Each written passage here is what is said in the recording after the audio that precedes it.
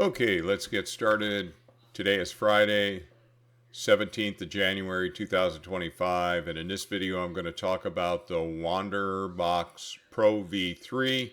It's what I'm currently using on my Edge HD8, which is now down in Starfront Observatories in Rockwood, Texas. I found something out right before I shipped my Edge HD8 down there, and I want to share that with you. And it's the reason I'm putting a caution flag on this particular device. So this is the WandererBox Pro V3. I bought it, I don't know, 6-7 months ago. Really only recently, about 3 months ago, put a lot of hours on it. And I did a video 3 months ago called my qualified WandererBox Pro V3 endorsement. I really like this box. It was $449, correct? Yeah, $439 I think at the time. Much less expensive than the Pegasus Astro power box I was using. I did this video, gave it my qualified WandererBox Pro V3 endorsement. And so really what I'm doing now is I am putting a caution flag specific to using this particular device in a remote location. Here is the WandererBox Pro V3 sitting on my top rail of my Edge HD8. Prior to me carrying it down, traveling down with it, and dropping it off at Starfront Observatories. What I found out right before I was scheduled to go, put this in the car and go, is that in order to update the firmware on this device, you have to go into the device and you have to hold down a button while you're upgrading the firmware. And in a remote scenario, at least for me, that really doesn't work.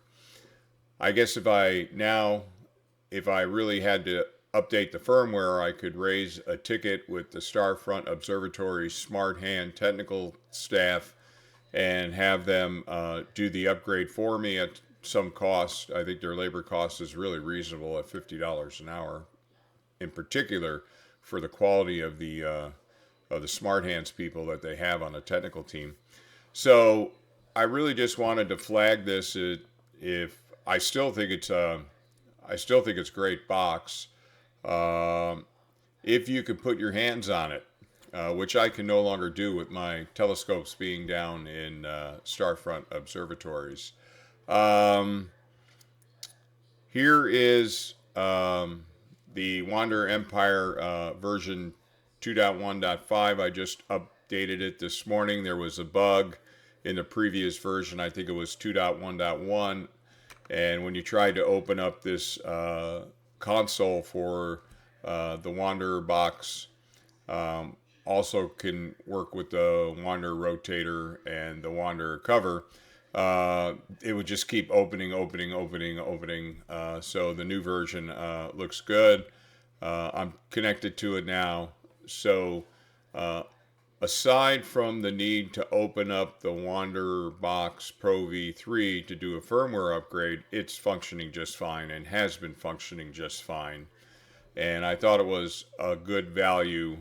Now I'm got to make a decision.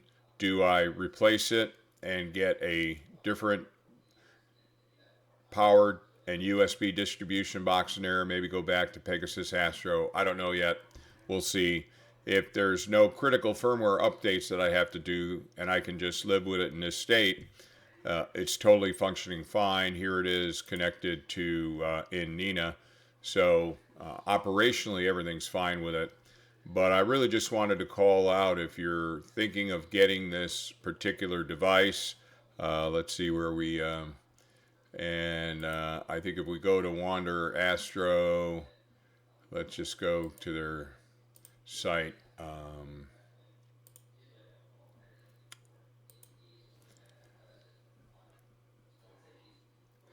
You know, it's a great device. Provides a lot of USB 2 and USB 3 ports, power ports, ability to run probes and do heaters off of it. It's been a great performer. It's just if you have to do a firmware upgrade and you can't put your hands on the box. I tell you, it's kind of a new experience. I just can no longer reach for my gear because it's down in Texas. So there's a little bit of adjustment and developing a comfort level. What really makes it so I can handle it being remote is that I know that it's a very strong technical team down at Starfront. So, you know, money solves all problems oftentimes in astrophotography. But anyway, WandererBox Pro V3, putting a caution flag on it for remote observatory use where you can't put your hands on the devices. But other than that, it's been a great performer, and I recommend it. Price-wise, it's attractive compared to the Pegasus Astro. If you can live with the fact that if you had to do a firmware update, you'd have to open the box. There's a button inside that you would have to push while you have it connected to your PC and are to download the firmware. Very easy to do if you can have access to the device. So, all right, I just wanted to give an update since I did recommend this device. I wanted to call out that in a remote scenario, it may not be the best solution for you. Let's see how it works out for me, and I'll give you an update if there comes a point in time where I make a decision to replace this WandererBox Pro V3 with another device. I'll do a video accordingly. All right, if you like this kind of content, please give it a thumbs up. As always, like, share, and subscribe. Other than that, clear skies. Till next time.